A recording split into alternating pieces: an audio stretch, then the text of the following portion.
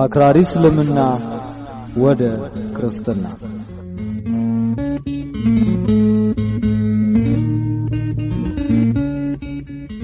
እውነተኛ ታሪክ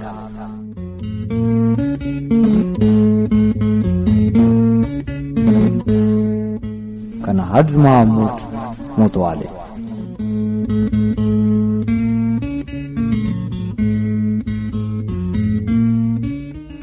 አርተር ዲያቆን ዳንኤል ክብረት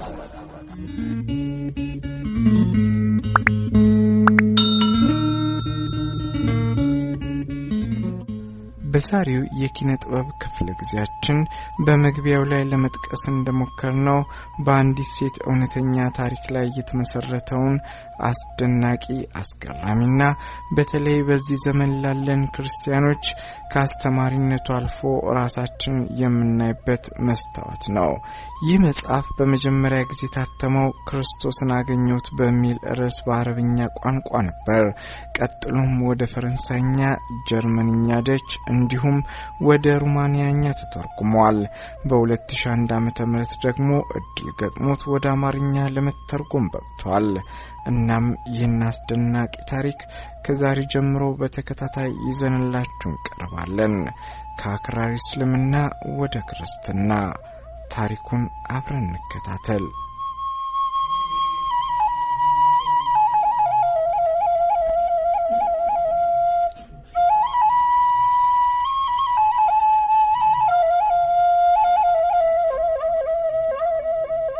ማን ነበርኩ?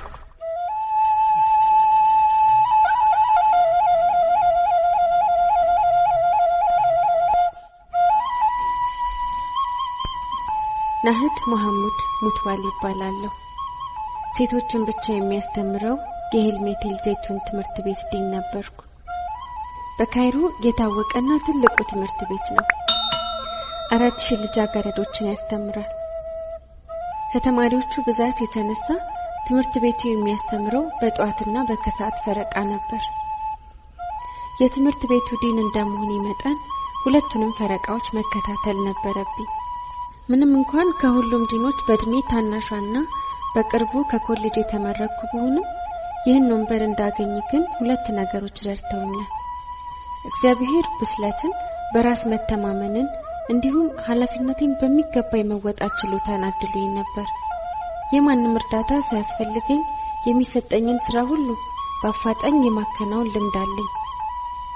ሰዎች አንድ ነገር ሲሰሩ መመልከት ብቻ ለኔ በቂ ነበር። ያንኑ ነገር ወዲያውኑ ልምድ እንዳለው ሰው አድርጌ ማከናወን እችላለሁ። በዚህ ችሎታ የተነሳ ይህን ቦታ ያገኘሁት ቦታውን ላገኘው ከሚገባኝ 10 ዓመታት ቀድሜ ነበር። ከዚህ ችሎታዬ ጋር ተጨምሮ በትምህርት ቤቱ የነበሩትን የሁለቱን ረዳት ዳይሬክተሮች ተግባር የማወቅ ዕድልም ገጥሞኛል። የተማሪዎቹን ስም በሚስጥራዊ ኮድ መመዝገብና ፈተና ማዘጋጀት እንዲሁም ፈተናዎችን ማተም ካገኘኋቸው ዋና ዋና ልምዶች መካከል የሚጠቀሱት ናቸው። እነዚህ ሁለቱ ተግባራት ደግሞ በትምህርት ቤታችን ውስጥ ዋነኞቹ ስራዎች ናቸው። ምክንያቱም ሁለቱም ፍጹም የሆነ ሚስጥር ጠባቂነትን የሚጠይቁ ናቸውና። አንደኛው ረዳት ዳይሬክተር በ60 ዓመቱ ጡረታ ወጣ። ሌላው ደግሞ ወደ ሌላ የአረብ ሀገር ለስራ ሄደ።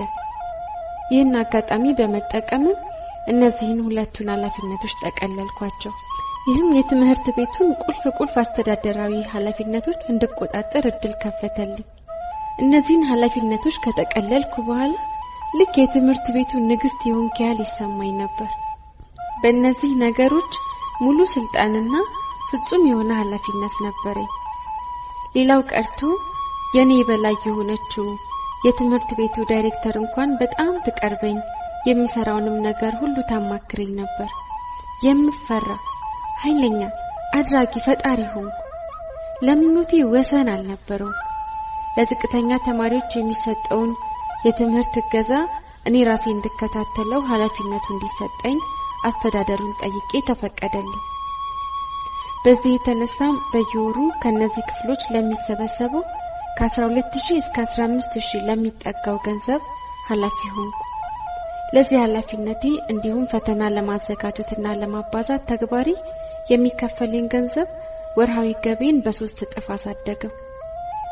ወደዚህ የስልጣን እርከን ያሸጋገረኝ ሌላው ነገር ደግሞ የቤተሰቦቼ ታዋቂነትና በመንግስታዊ ቦታዎች ያላቸው ስልጣን ነበር። ወንድሜ በማዕከላዊው ያስተዳደርና የአመራር ስርዓት ቢሮ ውስጥ ስራ አስኪያጅ ነበር። አንደኛው ዋርሳይ ደግሞ የማዘጋጃ ቤቱ ረዳት ጸሐፊና የትምህርት ቤቱ የወላጆችና የመምህራን ማህበር ፕሬዝዳንት ነው። የሱ ሁለቱ ሴቶች ልጆቹም የትምህርት ቤቱ ተማሪዎች ነበሩ። ሌላው ዋርሳይ ደግሞ የቤተ መንግስቱ ፓይለት ነው። እህቴ የሄሊዮፖሊስ አካባቢ የትምህርት ቤቶች አስተዳደር የህዝብ ግንኙነት ስራ አስኪያጅ ናት። ባሏም በማዕከላዊ የመረጃ አገልግሎት ሹም ነበር።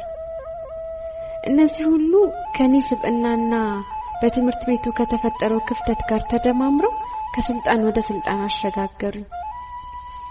ይህ ሁሉ በሀብትና በስልጣን ይጥቀመኝ እንጂ ውስጤን ግን ትዕቢተኛ፣ እብሪተኛና ግብዝ አድርጎኛል።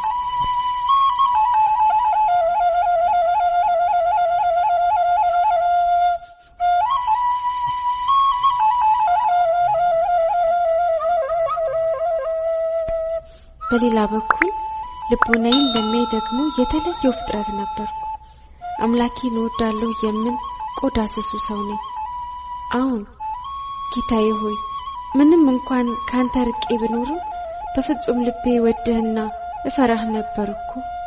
እግዚአብሔርን ስፈልገው ኖሬያለሁ። እነዚያ የህይወቴ የተበላሹ ገጽታዎች ግን እርሱን እንዳላገኘው የመከለያ ግንብ ሆኖ ይኖረዋል። ይህን ግንብ እንዴት አድርጌ እንደምሻገረው አላውቅም ነበር። አብዝቼ ጸልያለሁ፣ ቁርአንንም አዘውትሬ አነባለሁ። ይሁን እንጂ በውስጤ አንዳች የጎደለ ነገር መኖሩ ይሰማኝ ነበር። ክርስቲያኖች እኔ የምወደውን አምላክ አይወዱትም ብዬ ስለማስብ አብዝቼ ጠላቸው ነበር። እግዚአብሔርን እኔ በማመልክበት መንገድ ለምን አያመልኩትም? እነሱ ከእግዚአብሔር የኮበለሉ ናቸው እያልኩ እጅግ ጠላቸው ነበር። ክርስቲያኖችን ከመጥላቴ የተነሳ እነሱን ለማዋረድ ለመጉዳትና በእነሱ ላይ አንዳች ችግር ለመፍጠር ዘወትር እጥር ነበር። ይህን የማደርገው ግን በውስጤ ለሰው ክፋት ስላለኝ ሳይሆን የምወደውንና የማመልከውን አምላክ ለምን አያመልኩም? ለምን ሳይወዱም ብዬ ነበር። በእርግጥ ሁሉ ጊዜ የሚገርመኝና የሚያሳስበኝ አንድ ነገር አለ። እኔ ላገኘው የምጓጓለትን ውስጣዊ ሰላም ክርስቲያኖች ገንዘብ አድርገውታል። እንዴት? ከክርስቲያኖቹ የተሻለ ሀብት አለኝ። እጅግ ውድ የሆኑትን ልብሶችም እለብሳለሁ። የሚጎድልብኝ ምንም ነገር አልነበረም። ይሁን እንጂ እኔ ያላገኘሁት አንድ ጠንካራ ነገር እነሱ ጋር አለ። በማንኛውም ክርስቲያን አይን ላይ በራስ የመተማመን መረጋጋትና ሰላማዊነት ይነበባል። ያን ውሳጣዊ ሰላማቸውን ለማሳጣት እነሱን ማበሳጨት ለምን እንደሚያስደስተኝ ዛሬ ሳስቡ ይገርመኛል። አንድ ቀን አንድ ካህን ወደ ቢሮዬ መጣ። ቀሚሱን ለብሶ ከቢሮዬ በር ላይ ሳየው አንዳች የሚያንቀጠቅጥ ነገር ጠራርጎ የወሰደኝ መሰለኝ። ወዲያው እንደምንም ተረጋግቼ ራሴን እንዲህ አልኩት፣ ይካህን ዛሬ በኔ እጅ ላይ ወድቋል። እናም ከነመኖሩ ረሳሁትና ስራዬን መስራት ቀጠልኩ። ወደ ውስጥ ዘልቆ ገባና ፊት ለፊቴ ቆመ። እኔም ዶክመንቶቹን እያገላበጥኩ በስራ የተጠመድኩ መሰልኩ። ለጥቂት ደቂቃዎች ያህል ከጠበቀኝ በኋላ ቀስ ብሎ ወይዘሮ ናህድ ሙትዋሊ ማለት እርሶ ነዎት? ሲል ጠየቀኝ። እኔም ቀና ብዬ እንደዋዛ አየሁት። አይኖቹን በአይኖቼ ሳያቸው ፍርሃት ተሰማኝ። ረጋ ያለ ትሁትና ቁጥብ ሰው ነው። እኔም በንቀት አዎ ብዬ መለስኩለት። ሴት ልጁን በላላይ ግብጽ ካለው ትምህርት ቤት ወደ ሄልሜቴል ዘይቱን ለማዛወር የተጻፈ ማመልከቻ ሰጠኝ። ረጋ ባለ ሁኔታ ጥያቄውን እንድቀበለው ለመነኝ። በመሃል አቋረጥኩትና ድምጼን ከፍ አድርጌ ከላላይ ግብጽ ወደ ሄልሜቴል ዘይቱን በአንድ ጊዜ ለምን ስልጮህኩበት። እርሱ ግን በትህትና እባክዎን ከአቅሜ በላይ በሆነ ችግር ምክንያት ነው ሲል መለሰልኝ። ቀጥል አድርጎ ትምህርት ቤቱ ባለበት አካባቢ ለመኖሬ ማስረጃው ይሄው። እህቶቿ በአካባቢው ወደሚገኙ የህዝብ ትምህርት ቤትና መለስተኛ ሁለተኛ ደረጃ ትምህርት ቤት የተዛወሩበት ማስረጃ ምን ነው ሲል አቀረበ። ጥያቄውን ላለመቀበል የሚያስችለኝ አንዳች ምክንያት ባገኝ ብዬ ዶክመንቶቹን መረመርኳቸው። ነገር ግን ምንም ላገኝ አልቻልኩም። ከዚያም ቀና ብዬ አየሁት።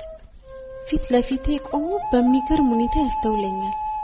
ሰላማዊ፣ ጸጥተኛ፣ በራሱ የሚተማመን አይነት የተረጋጋ ሰው ነው። አስቀድመን ለትምህርት ቤታችን ስጦታ እንፈልጋለን ብዬ ላበሳጨው ፈለኩ።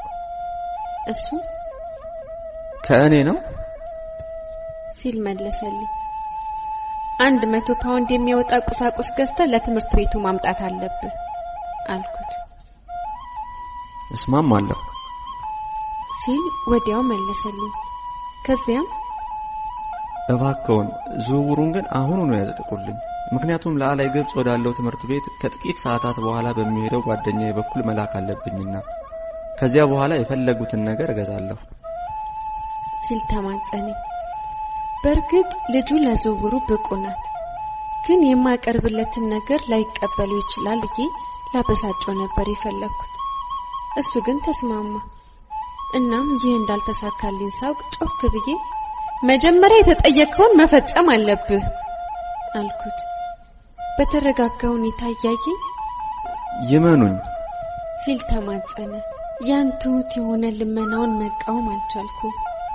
እናም በዝውውሩ ወረቀት ላይ ፈርሜ ማህተም አሳረፍኩበት። ከዚያ በፊት እንዲህ አድርጌ አላውቅም። የጠየቀውን እንዳደርግለት የሚገፋፋ አንዳች ኃይል ሳይኖረው አይቀርም። በውስጤ እርዳታውን አንፈልገውም፣ በዚህ መልኩ ስላስተናገድኩም ይቅር በለኝ ልለውም አስቤ ነበር። ግን አንዳች ቃል ካፌ አልወጣም።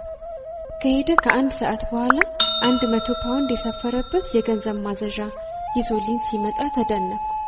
የመማሪያ ጠረጴዛውን ለማምጣት በፈለኩት ጊዜ አንድ ሰው ብቻ መላክ እንደሚበቃኝ ነገረኝ። በህይወቴ ለመጀመሪያ ጊዜ የጥፋተኝነት ስሜት በውስጤ ተሰማኝ።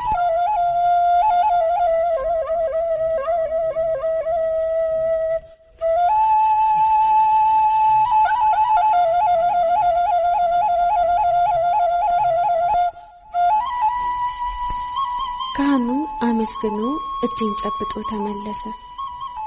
እርሱ በውስጤ የፈጠረውን እንግዳ ስሜት ያወቀ አይመስለኝም። ሐዘን ተሰማኝ። ደግሞም አንድ ጥያቄ ረብሸኝ ነበር። በዚህ ሰውዬ ውስጥ ምን አለ? እንዴትስ እንዲህ ያመናጨኩት በትህትና ሊመልስልኝ ቻለ? እርሱ እኔ ያጣሁትን ነገር አግኝቶታል ማለት ነው? እኔ እኮ ዘወትር የምፈልገው ይህን ነበር፣ የማይናወጥ ውሳጣዊ ሰላም። አጋጣሚውን ለመርሳት ደጋግሜ ሞከርኩ። ነገር ግን ከጊዜ ወደ ጊዜ የካህኑ አስተያየት አይኔ ላይ መጥቶ ድቅን ይላል። በጥልቀት የሚያዩት ሰላማዊያን አይኖቹ በአይነ ህሊና ይመጡብኛል። ብዙ ጊዜ ከታገልኩ በኋላ ያን ስሜት ረስቼ ወደ ቀድሞ ጠባይ ተመለስኩ።